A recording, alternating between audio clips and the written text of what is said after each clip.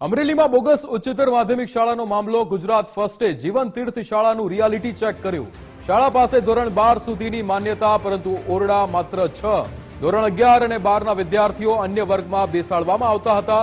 વિદ્યાર્થીઓને એકલવ્ય કોમર્સ ક્લાસીસમાં બેસાડતા હતા।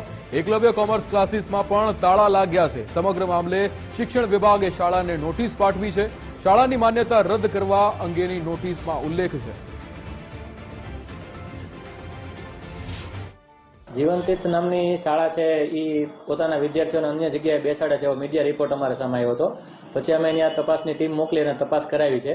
તો એ હકીકત છે એ સત્ય જાણવા મળી છે। અમે એ સ્થળ ઉપર તપાસ કરવા ગયા ત્યારે વિદ્યાર્થીઓ અન્ય જગ્યાએ બેસેલા હોય એવું કબૂલ કર્યું છે સંચાલકે, અને અમે સંચાલકને માન્યતા રદ કરવા માટેની નોટિસ આપી છે અને બોર્ડને એને 1 કે 2 દિવસમાં આખો રિપોર્ટ તૈયાર કર્યા પછી બોર્ડને માન્યતા રદ કરવા માટે એને જાણ કરશું અમે।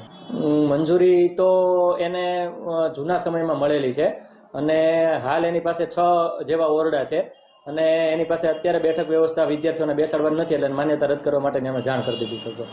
અમરેલી જિલ્લામાં શિક્ષણનો જાણે વેપલો ચાલતો હોય તેવી સ્થિતિનું નિર્માણ થયું છે। અમરેલીની હનુમાનપરામાં આવેલી જીવન તીર્થ નામની શાળામાં બાલ મંદિરથી લઈને ધોરણ 12 સુધીનો અભ્યાસક્રમ ચાલે છે, પરંતુ કર્મની કઠણાઈ છે કે માત્ર 6 ઓરડા છે ને 6 ઓરડામાં જ આ તમામ વિદ્યાર્થીઓને બેસાડવામાં આવતું હોવાનું વિગતો મળી રહી છે।